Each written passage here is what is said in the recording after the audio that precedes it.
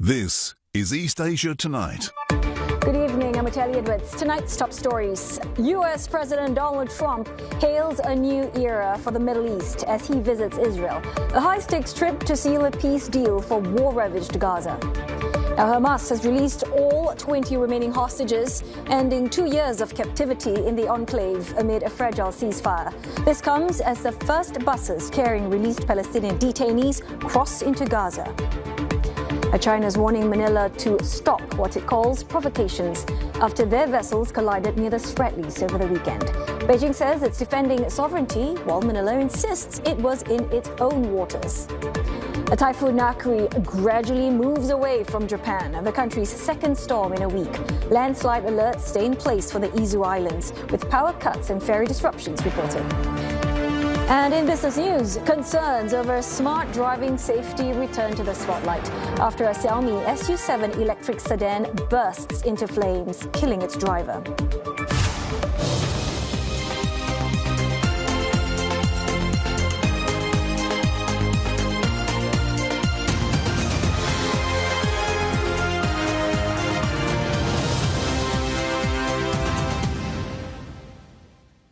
We laugh at it, we enjoy it, we cry for it.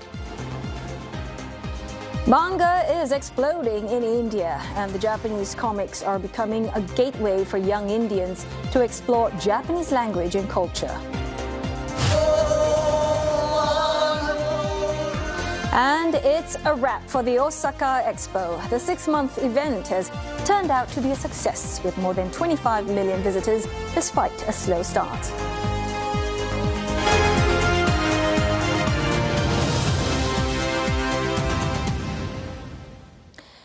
U.S. President Donald Trump is in Israel to mark the U.S. brokered ceasefire of the Gaza war.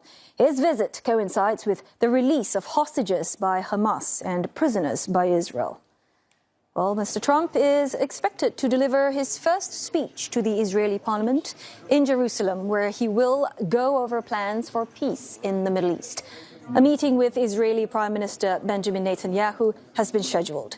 The U.S. leader is also set to meet with the families of hostages before heading to Egypt for a peace summit.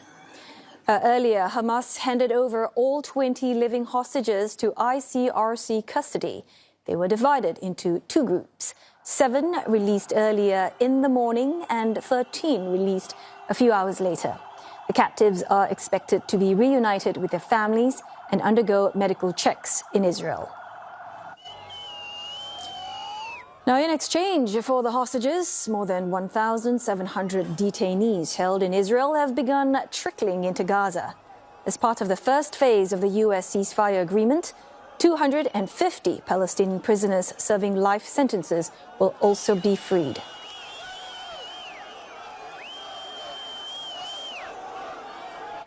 And joining us now live from Tel Aviv is Blake Sifton, who is covering this story for CNA. Blake, as we await for Mr. Trump's address to the Knesset, give us a taste of what we can expect from his speech.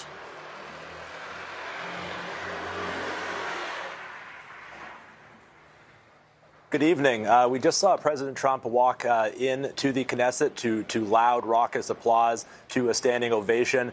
This trip is really all something of a victory tour for him. He is wildly popular in Israel for pushing through this deal to see the release of the hostages. The family members of the hostages held captive in Gaza have been incredibly thankful to him. They've been demanding that he win the Nobel Peace Prize. They've been chanting his name in Hostage Square. President Trump was met at the airport for a red carpet ceremony by both Prime Minister Netanyahu and President Herzog. He has now met with Prime Minister Netanyahu at the Knesset, as well as the family members of the hostages. Now, when he does address the Knesset, we expect him to embrace those thanks, to bask really in the glory of this moment. But we also expect him likely to affirm that the war is over. He has said that repeatedly before he left, for Israel. When he arrived to the Knesset, he was asked directly by a reporter, is the war over? He said yes. When asked what will happen if Hamas doesn't comply with the rest of the deal, he said simply they'll comply, refusing to entertain the idea that they won't and that a return to war may be necessary. Because we need to understand that far-right members of Benjamin Netanyahu's coalition are urging, and they say that now that the hostages are released, if Hamas is not dismantled, Israel should return to war. But President Trump has made it very clear that he does not want that to happen. He's provided guarantees to Hamas and others that that will not happen. So we do expect him in his speech to affirm that the war is over. Of course, if the war were to restart several weeks after this moment, this visit to Israel, it would really diminish his experience in this moment. Apart from that, and because Prime Minister Netanyahu will suffer for that in the eyes of his far-right coalition partners, we do expect President Trump to heap praise on Prime Minister Netanyahu as well for his role in getting the hostages released. So, Blake, let's talk about those 20 surviving Israeli captives. They've been transferred by Hamas to ICRC custody, and now it's apparently up to the IDF to uphold their end of the deal. I mean, is that right?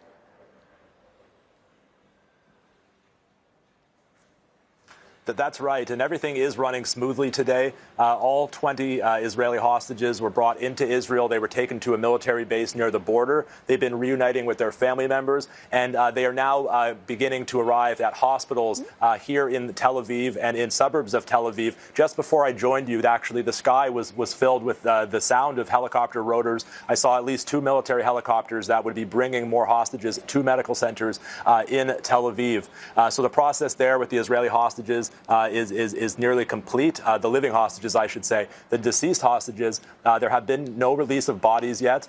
We do expect some to be released today. However, the process of releasing and retrieving all of them is expected to take longer.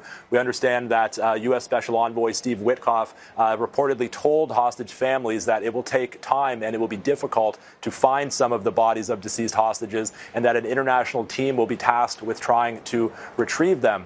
Now, in response, in exchange for the hostages release, we are now seeing Palestinian prisoners released. The buses with prisoners, the so-called 250 security prisoners serving life sentences, they left Ofer prison in the West Bank. They are now arriving in Ramallah. We've seen scenes of joyous crowds waiting to greet those people being released. And then in Gaza, 1,700 people detained throughout the 2 years of this war will be released into Gaza. They include a number of children as well as women and medical professionals detained when Israeli forces raided hospitals.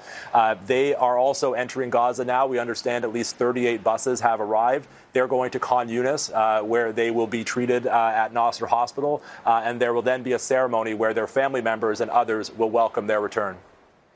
So, Blake, well, it looks like the hostage exchange is going smoothly. What about in the days to come? I mean, what can we expect?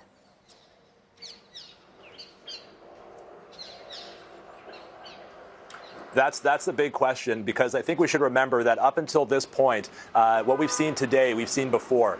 This is essentially a ceasefire agreement at this stage. It's a cessation of hostilities. It's an exchange of hostages for prisoners, and it's increased aid into Gaza. We've seen 2 similar events, 2 similar ceasefires happen twice during this war. However, what's supposed to be different this time is that we're now supposed to have a comprehensive peace settlement, which both sides have agreed to in principle. However, much work needs to be done to agree on many outstanding issues and to really see this through. And that's why after he addresses the Knesset and after he leaves Israel, President Trump is going to Sharm el-Sheikh, Egypt, where he will co-chair a meeting of more than 20 world leaders who will discuss the future of Gaza, post-war governance, security, especially reconstruction. And they will try to carry forward this momentum that brought us to this point, this historic moment. But they will try to bring it forth to a comprehensive peace agreement. Major obstacles remain to be overcome. Apart from the hostages, Israel's other major demand, is that Hamas be disarmed and Gaza be demilitarized. Hamas have shown no willingness to give up all of their arms. They have agreed apparently to give up some of their offensive weapons like rockets, but total disarmament is a red line for them. This transitional government of Palestinian technocrats that's meant to take over from Hamas, we still don't know who will comprise that government, how they'll be chosen. And then this international stabilization force that's meant to enter Gaza and assist with demilitarization. And whose progress the full withdrawal of Israeli forces is tied to, because Israeli forces are still in 53% of Gaza. We still don't know which countries will contribute to that force, when it will be assembled, and when it will deploy. So we will be watching very closely for updates on all these points from this summit in in Egypt. All right, many thanks for that report. Blake Sifton covering this story for CNA from Tel Aviv. China is repeating calls to the Philippines to stop what it calls violations and provocations after the two sides clashed in a disputed South China Sea on Sunday. Manila had accused Beijing of deploying a flotilla of more than 15 militia ships to harass its vessels near Gaza Island. Now, it's widely known as Titu Island and claimed by both sides. Beijing has demanded the Philippines not to challenge its efforts to safeguard its territorial sovereignty. The Philippines National Maritime Council has condemned the Chinese Coast Guard's actions as illegal and reckless, saying it will continue to conduct routine maritime operations in the area. Now, the Foreign Affairs Department confirms it's filing a diplomatic protest over the incident. The Philippine Coast Guard says yesterday's encounter was China's closest maneuver yet to Titu Island. Footage shows a Chinese Coast Guard ship firing at a Philippine ship delivering aid to fishermen. Another vessel also rammed and damaged an anchored Philippine government vessel. China, however, blames Philippine ships of entering what it called Chinese waters after ignoring repeated warnings. Now, the incident marks the latest flare-up between the two claimant states in the South China Sea. China claims nearly the entire sea, although a 2016 international ruling found the claim unlawful. South Korea says North Korea is likely to have received technical help from Russia for the development of its submarines. North Korean leader Kim Jong-un has vowed to develop submarines that can launch ballistic missiles and has test-fired missiles from submerged platforms. But it is not clear whether Pyongyang has managed to launch one from submarines. It's also wanting to develop nuclear-powered submarines. South Korean Defense Chief An Gyu-bak told Parliament today that the North appears to be receiving various technologies for its submarine development. Now, Pyongyang and Moscow have stepped up military cooperation in recent years, although there are reports saying that the two have an unequal partnership, and North Korea is actually on the losing end in terms of benefits. Time now for a short break, but coming up next on East Asia tonight. In an exceptional move, the Dutch government takes control of Chinese-owned chipmaker Nexperia. And renewed U.S.-China tensions grip markets. Equities tank, miners rally as traders keep a close eye on developments.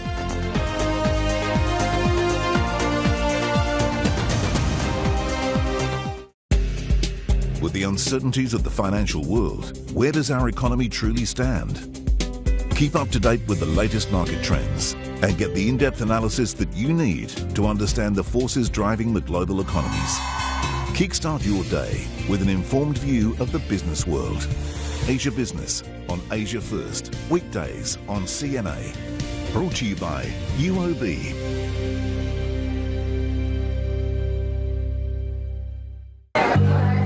When midlife begins, That is just your biological destiny. You're supposed to ride it out.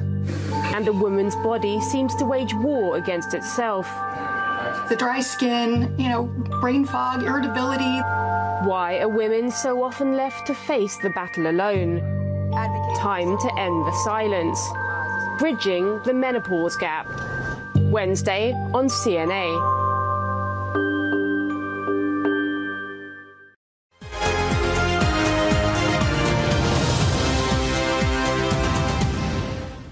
Hello again. You are watching East Asia tonight, and Roland Lim is here with the business news. So, Roland, we're talking about safety concerns over Chinese EVs. They're back in the spotlight again, aren't they? Yes, this time concerning its electronic door handles. It's the same Chinese EV maker, Xiaomi, that has already in trouble this year over glitches in its driver assistance software. Xiaomi shares tumbling following reports of a fatal crash of one of its SU7 electric sedans. The stock fell nearly 9% before paring off some of those losses, closing down 5.7 in the red. Local media reports say the incident happened in the early hours today in the southwest Chinese city of Chengdu. One of the car doors failed to open after a crash, trapping at least one person inside. Video circulating on social media showed the vehicle after it crashed and burst into flames. Several bystanders reportedly tried to open the doors but were unable to free the person. Local authorities say the crash is suspected to have been caused by drunk driving. This is the second such accident involving a Xiaomi vehicle, raising concerns about the safety and reliability of smart driving features in new cars.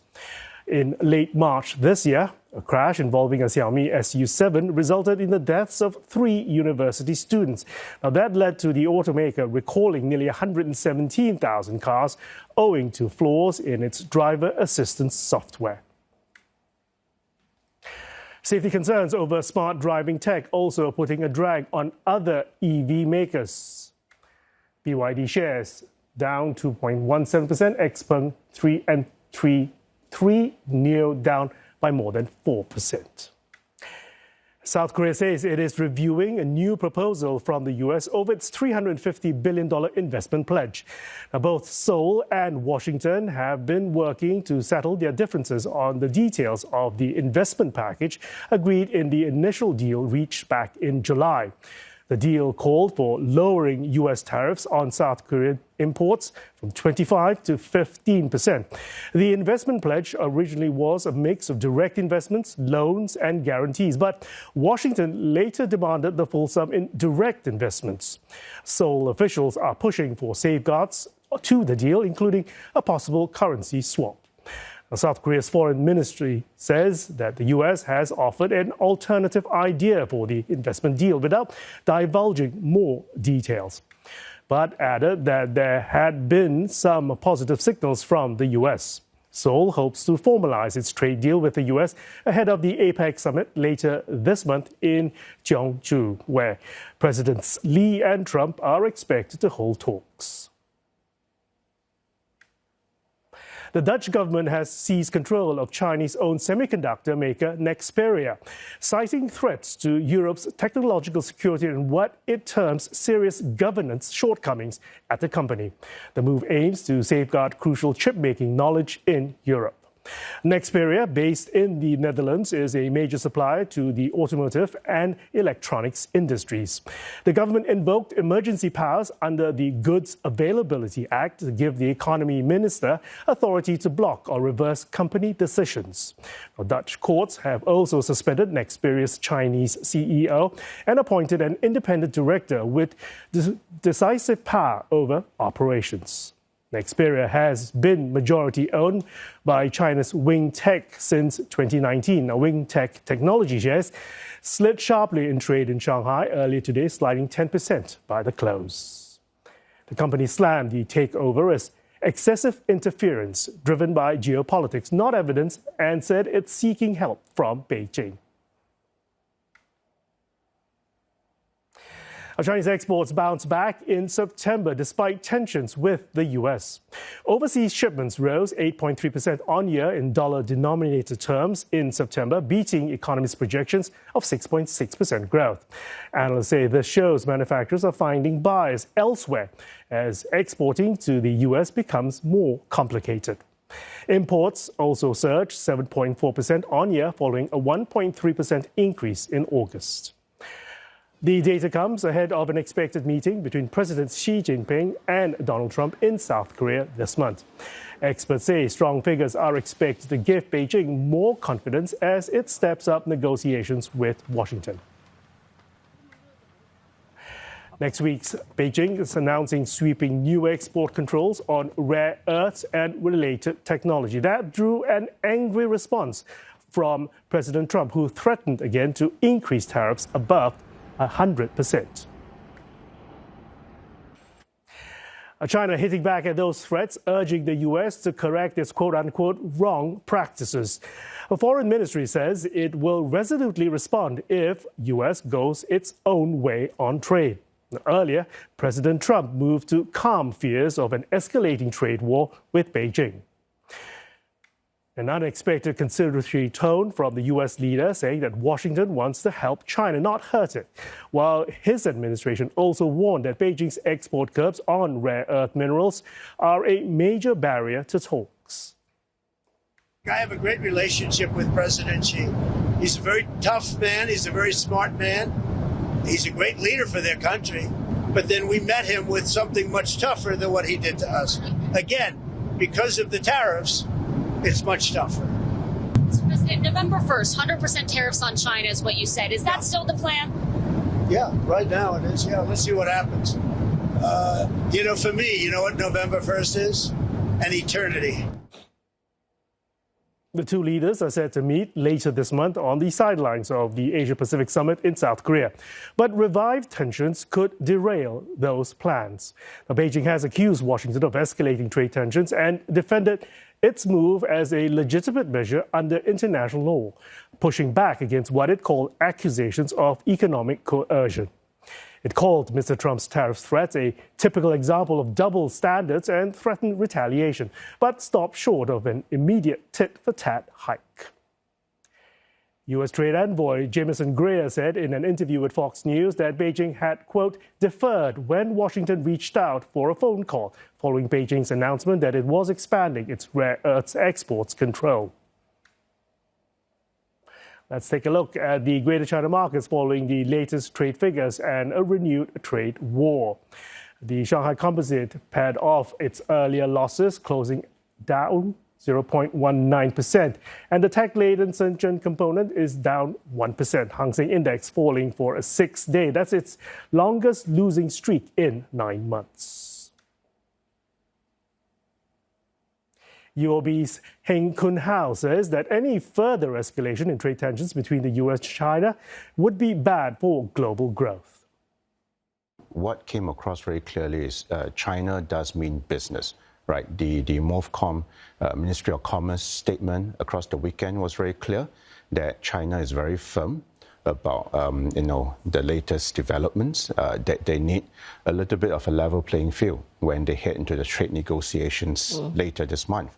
The whole list of critical mineral, so-called tightening of the export requirements. In fact, there were 5 different directives. They're very comprehensive, not just on critical minerals, but on lithium battery technology, on diamond cutting tools, so on and so forth. And also the big one is about, products that include even 0.1% of total value of critical minerals. So China is toughening its stance, and I think they do want a little bit more of a, comprehensive discussion.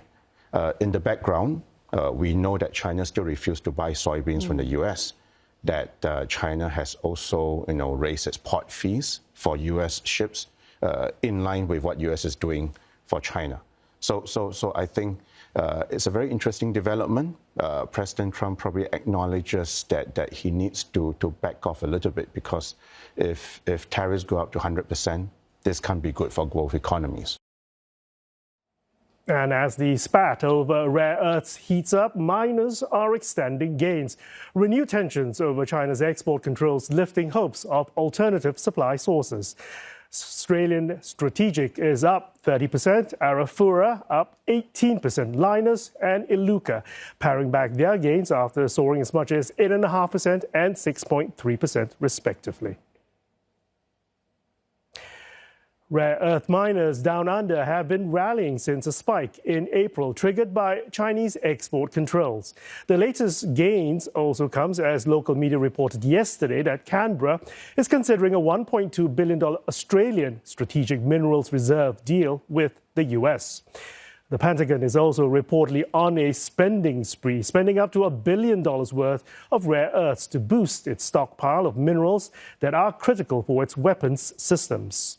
Now, these include up to $500 million worth of cobalt, nearly $250 million worth of antimony, $100 million worth of tantalum, and $45 million on scandium. And that is the latest in business, Oteli. Thanks so very much, Roland. Well, on that note, we're going to go for a break now, but coming up on East Asia tonight, China is warning Manila to stop what it calls provocations after their vessels collided near the Spratlys over the weekend. Beijing says it's defending its sovereignty, while Manila insists it was in its own waters. Well, we'll be speaking to an expert for more insight in just a moment.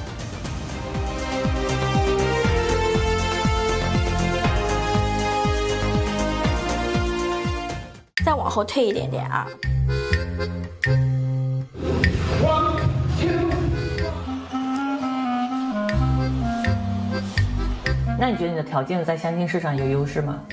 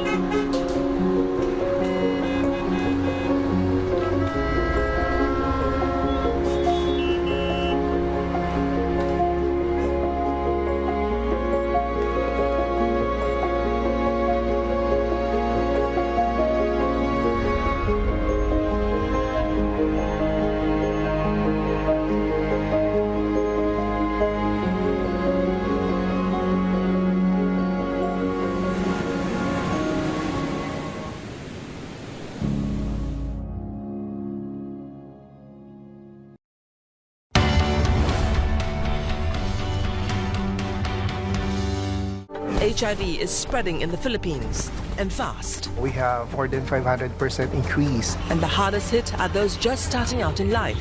About 70% of people who had a positive result were in the age group of 20 to 34. Why are so many Filipino youths getting infected? It was a really dark moment in my life when I found out about my positive status. Insight, Thursday on CNA.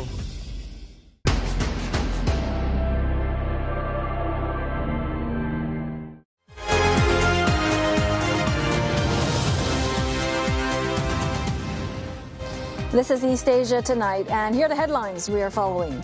U.S. President Donald Trump is in Israel and is set to deliver his first speech to the parliament in Jerusalem. The first buses of Palestinian prisoners cross into Gaza after all 20 living Israeli hostages are returned home. China accuses the Philippines of violations and provocations after their latest flare-up in the South China Sea. Manila claims Beijing launched a flotilla of ships to harass its vessels over the weekend. And for more on this story, we are joined by Lucio Blanco Pitlo III. He's the president of the Philippine Association for Chinese Studies and also research fellow at the Asia-Pacific Pathways to Progress Foundation. Well, thanks, Lucio, for joining us this evening. So we are seeing this familiar scenario here, right? Both sides are blaming each other. What do these competing narratives actually tell us about how each side is thinking and what they're really trying to achieve here? Well, we see in recent incidents that there's a lot of risk-taking, a lot of willingness to bear potential accidents, and that both sides are trying to double down on their approach.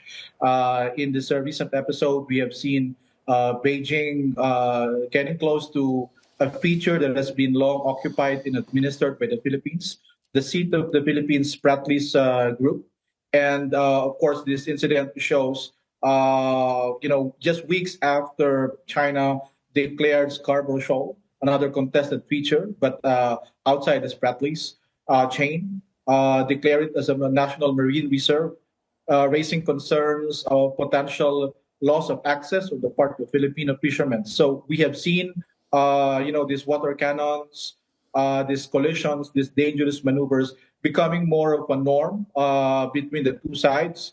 And Philippines is showing that this would not deter its efforts to provide supplies to its fishermen and to its troops, stationed in these features, while at the same time on the part of China, especially in the context of increasing U.S. and Philippine alliance activities, China is showing that Manila's approach will not deter its resolve.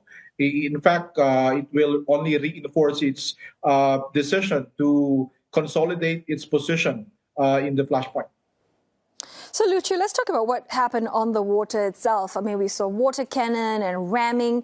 Help us understand, where's the red line here? I mean, is it a deliberate strike like this on a government vessel that will cross into something that could perhaps justify a treaty-backed responses? Correct. I think there's really a danger of lowering the threshold for, the activation of, mutual defense treaty obligations on the part of U.S. and the Philippines. We don't know if China is trying to deliberately test, probe to what extent this alliance will go, because we have seen a spate of untoward incidents. The water cannon. Last year, one Philippine Navy sailor lost his thumb in altercation. We have seen improvised, weapons and knives and, steel pipes of some sort being used, in an incident in Second Thomas Shoal. So I think that the concern right now is, whether the alliance will, what measures will it put in place to show that it remains relevant and that it can deter, future incursions from China. But so far, as we have seen in the past months and weeks, that, Philippines' decision to deepen its alliance with the U.S., expand its pool of security allies and partners, do more joint exercises, including in the South China Sea. So far, it does not yet obtain the desired results of minimizing Chinese assertiveness, Chinese presence and activities in the Philippines' exclusive economic zone on its western seaboard. Yeah, so, back to this, alliance question here. Every time there's an incident like this, the talk will, usually turn to the U.S.-Philippines mutual defense treaty. Help us understand, what is the kind of trigger that will actually force Washington to act? I mean, although now we know that Trump is very busy in Israel right now. Agree. So I think, Philippine President Marcos in Shangri-La Dialogue, I think last year, said that the death of a Filipino serviceman is a red line. Before, during the Duterte government, I think Manila said that any construction in Scarborough Shoal is a red line. And any unilateral drilling of oil and gas in Reedbank, which is within the Philippines' exclusive economic zone and continental shelf, is also red line.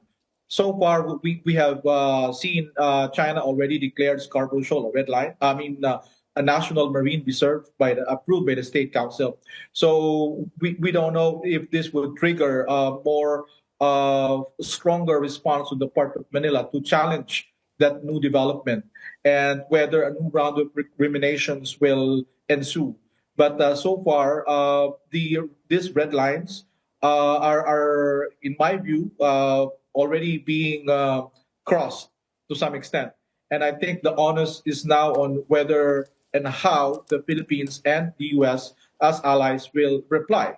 I think there's already interest on the part of both sides to, we have, both sides have already opened more access for Philippine U.S. troops and also deploy lethal arms like Typhoon missiles. Perhaps there might be some talk about more joint sails or even joint patrols in the South China Sea. But so far, we have not seen these efforts to date, having that kind of deterrent effect on Chinese activities in the West Philippine Sea. Many thanks for that analysis. Lucio Blanco Pitlow III, President of the Philippine Association for Chinese Studies and Research Fellow at the Asia-Pacific Pathways to Progress Foundation. Now, circling back to our top story, U.S. President Donald Trump is in Israel to mark the U.S. brokered ceasefire of the Gaza war. Now, his visit coincides with the release of hostages by Hamas and prisoners by Israel. Now, Mr. Trump is at the Knesset this moment, and he is set to address Israeli lawmakers after Israeli Prime Minister Benjamin Netanyahu's speech. So let's listen in. The the spirit of Israel. I salute you. We all salute you.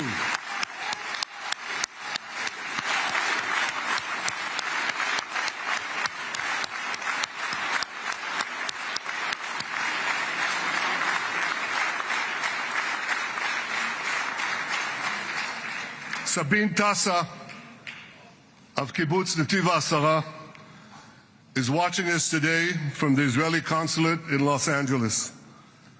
Sabine lost her husband and her oldest son on October 7th. She is the mother of 3 other boys.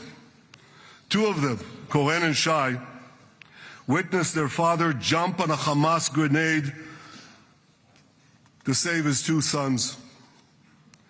We all saw the film of those 2 boys crying out in pain, "Father is dead. Why? Why did God save me?" Mr. President, my friend Donald, I've seen some very tough things in my life, but I couldn't bring myself to watch those boys suffering again. So I didn't see this film except once. Yet Sabine, their mother, has had the strength and fortitude to show this film across the world. And my wife Sarah and I asked her, "Sabine, how do you do it? Why do you do it?"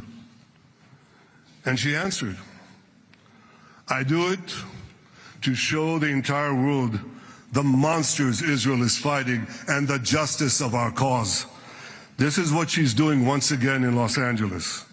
Sabine, you can hear me now, so I want to tell you on behalf of all of us, you embody the spirit of our biblical heroines, Deborah, Ruth, and Esther. You too are the spirit of Israel, and we all salute you.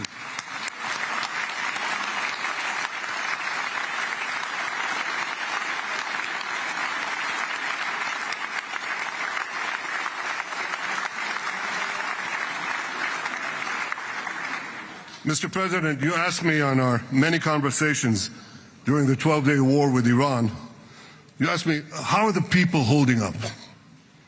And I said to you, our people are strong. Israelis are a nation of lions with unlimited resolve to defend our country and secure our future. The people give strength to our soldiers, and the people give strength to me and to my colleagues. The Jewish people have risen from the ashes time and again, but when we formed the State of Israel and the Army of Israel, we pledged never again would be defenseless against our enemies.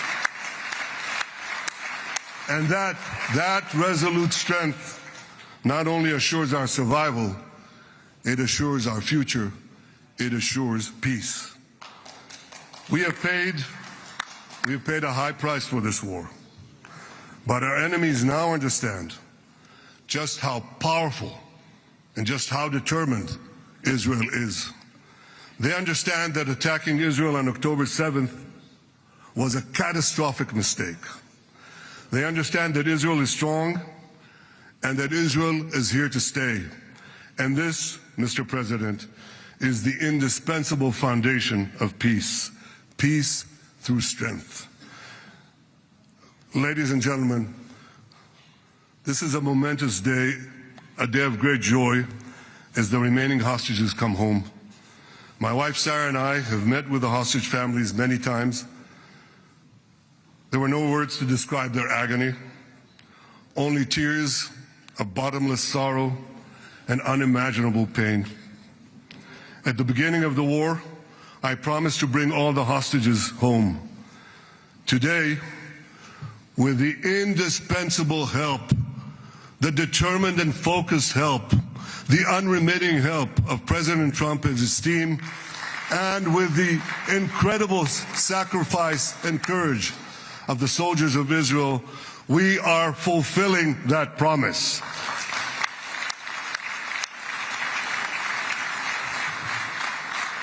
It has been a long journey to get here. In the first week of the war, our brave soldiers put military pressure on Hamas, and the international community put diplomatic pressure on them. This enabled us to secure the release of over 100 hostages.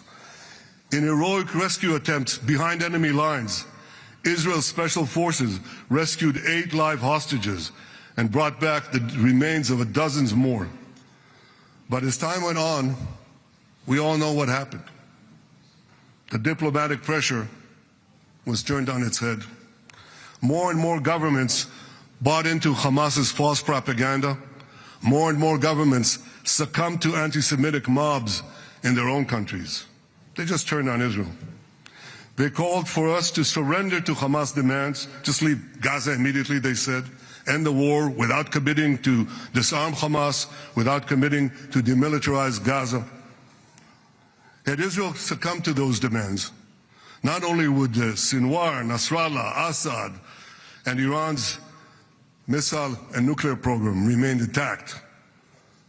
Not only that, because in no time, the Hamas killers would be back on the border fence, ready to repeat the horrors of October 7th again and again, as they vowed to do. But just at that point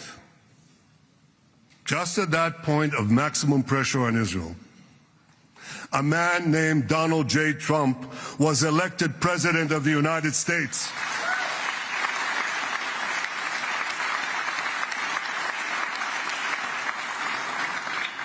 And ladies and gentlemen, overnight, everything changed. Everything.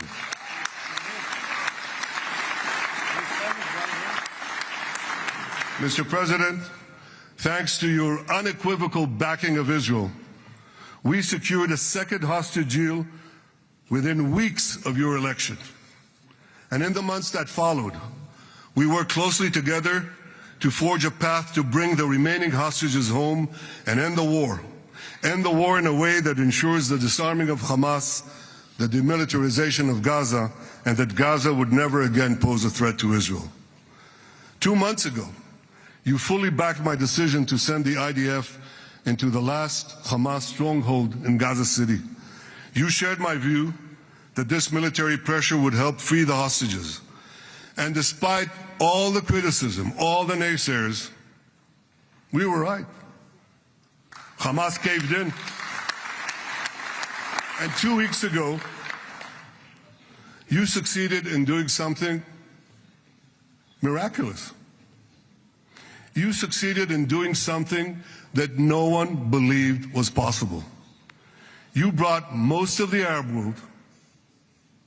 You brought most of the world behind your proposal to free the hostages and end the war. I want to thank Steve Witkoff, Jared Kushner, and Ron Dermer for their great contribution to this effort.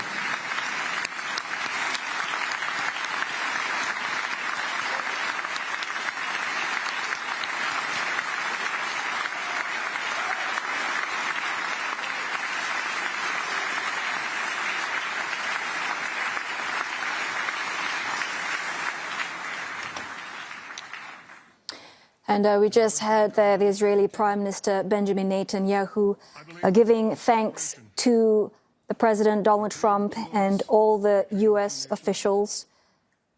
Mr. Trump is due to speak in front of the Israeli lawmakers after the release of all 20 living hostages under the ceasefire agreement with Israel. Now, the first batch of 7 hostages had arrived in Israel earlier today, and the Israeli military says that it has received the remaining 13. Mr. Trump will be heading to Egypt after this for a peace summit with world leaders.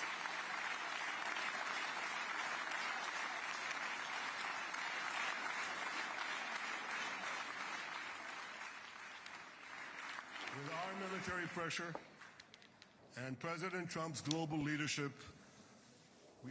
Well, the first batch of 7 hostages had arrived in Israel earlier today, and the Israeli military says that it has received the remaining 13. Photographs show the hostages talking to Israeli officers who were dispatched to receive them. The bodies of some of the 26 hostages who died are expected to be released soon. The status of another 2 hostages is uncertain. Over in Tel Aviv, crowds cheered, hugged and cried as they watched convoys carrying the Israeli hostages. The crowds were chanting, "Thank you, Trump," as a convoy crossed into Reem on Israeli territory. For many families, today marks the end of a dark chapter of their lives. Yes, but it's not only to be far from him. It's to don't know what will be with him.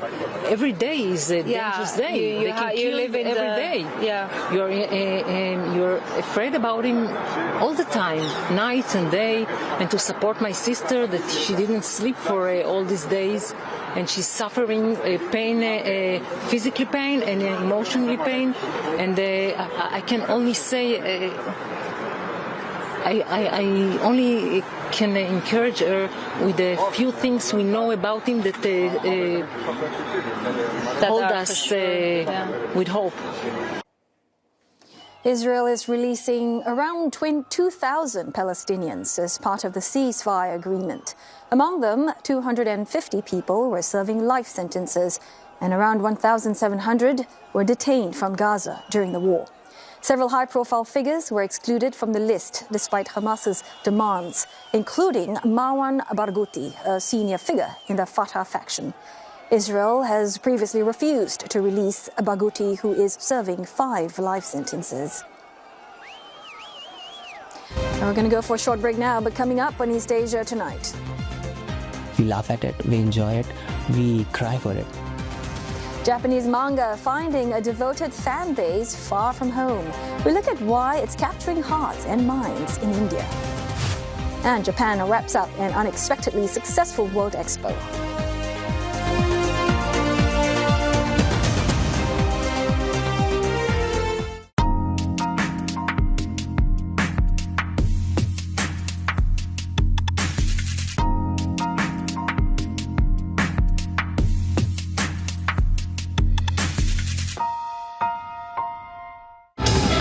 We are celebrating our 60th National Day. This is a high-level security event. There's this one drone on top of Esplanade Bridge. Is it a part of the event? On top of us, on top of us.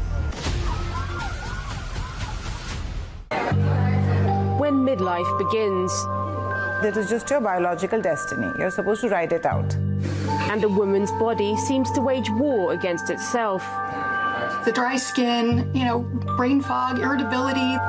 Why are women so often left to face the battle alone? Time to end the silence. Bridging the menopause gap. Wednesday on CNA.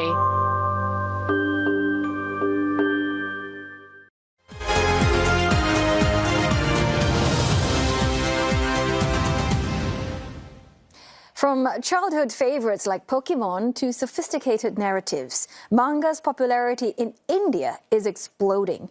Well, these Japanese comics, once considered children's entertainment, have evolved into a gateway for young Indians to explore Japanese language, culture and values. Well, Ishan Garg files this report for CNA from New Delhi. Pages turning, eyes wide with wonder. This is where manga magic happens. The Japan Foundation's library houses over 2,500 manga titles in English and Japanese, a treasure trove in the heart of New Delhi that's captured the imagination of 24-year-old Amit Kumar and many more like him. In manga, we get to know about day-to-day life, how even day-to-day life can be interesting. And we laugh at it, we enjoy it, we cry for it. What started as child's play has become something much more complex.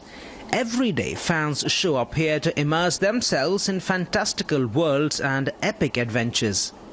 They are not just on a quest for narrative satisfaction. They are opening doors to an entirely new culture. You can also learn a lot of things about Japan and their tradition and their culture. So for me, I'm a Japanese learner and a teacher also. So I started learning Japanese because I was interested in manga and anime. The roots of this cultural phenomenon stretch back decades.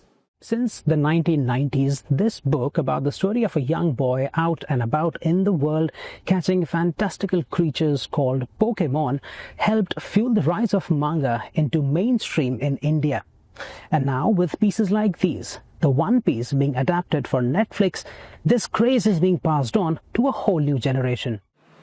India now boasts an anime or animated films fan base of 180 million. Second only to China. Its anime market is projected to grow from $1.6 billion in 2023 to an expected $5 billion in 2032. But creators like Jazil Homa Wazir say the explosion in anime's popularity hasn't crossed over into better support for manga artists. Jazil is the creator of India's first award-winning manga series, Beast Legion. Fluent in both manga and anime, his work blends influences from classic Japanese and Western comic styles. So there aren't any publishers that are currently taking local, content, or neither are there any real distributors that help you bring out your book into the world, into the comic book stalls, not just comic book stores, any bookstores. So that scene is still evolving. Jazil, like many other illustrators, hopes the ecosystem will evolve and help local artists find their place among these beloved international classics. Here at the Japan Foundation Library, the collection continues to grow alongside the dreams of young creators, many of whom say manga in India is more than just a fad. It's now a bridge between Japan's centuries-old culture and India's future generations. For CNA, I'm Ishan Garg in New Delhi. The World Expo in Osaka wraps up today after a 6-month run. It drew more than 25 million visitors, according to organizers' estimates, short of its target of about 28 million. Still, it is expected to record an operating profit of up to $183 million. CNA's senior correspondent Michio Ishida tells us more. The World Expo in Osaka celebrated cultures across the globe while also giving Japanese heritage and its people a global stage. The site at Yumeshima Island was packed in its final weeks, drawing more than 200,000 visitors per day. This family from Osaka came here 4 times. 子供いると海外旅行なかなか行けないので、すごい新鮮でした。楽しい万博。楽しい。What Osaka had, which no other expo did, is the Grand Ring, recognized as the world's largest wooden structure. It's 2 kilometers in circumference and 12 meters high. It was supposed to be torn down after the expo. That's been reconsidered. Osaka will preserve 200 meters of the iconic structure as part of a city park, which will stand as a reminder of the positive experiences at the expo. But the event's success was in doubt at the start, due to ballooning construction costs and slow ticket sales. Frankly, it was really tough for the organizer because everybody wasn't appreciating having an expo in Japan at the time. But really it changed when people actually came to the site. Besides hosting pavilions from various countries and regions, the Osaka Expo was also a test site for sustainable solutions and new technology, such as these electric air taxis, which could be the future of transportation. 大阪の空を明日にでも飛べるんじゃないかなと、お客さんを乗せて、空の商用運航が一日も早く実現することを期待したいなと思います。All Nippon Airways and Joby Aviation hope to begin commercial operations in Japan in fiscal year 2027. They say pilot training is not complex. This is very easy to fly. It's easier than conventional small aircraft such as Cessnas. 型式認証と呼ばれる安全認証を取得すれば、お客様を乗せることができますので、その後には運航の許可を航空局からまたいただければ、お客様を乗せて、こちらをエアタクシーサービスとして提供することを目指しています。Such innovations that aim to solve global issues are in line with the Expo's theme of designing future society for our lives. 万博が一つの契機でございます。再生医療、ヘルスケア、カーボンニュートラルですね、それから空飛ぶ車等々を中心とするですね、こういったエクスペリメンタルなステージからですね、いよいよリアライズしていくステージに、そんなフェーズになってきてますので、海外からの投資も含め、国内からの投資も含めてですね、していった場合に、関西は反転すると。Professor Inada says the expo has already brought economic benefits to Osaka. 4-6月期の時にはですね、前年同期比 5.6% と2四半期ぶりに増加しました。The legacy left by the Osaka Expo could endure long after it closes its doors. Michio Ishida, CNA, Osaka, Japan. We'll be bringing you more updates on the Gaza peace plan later this evening on Asia Tonight at 8 p.m. Singapore, Hong Kong time. And for more updates in the meantime, do log on to cna.asia for our live blog.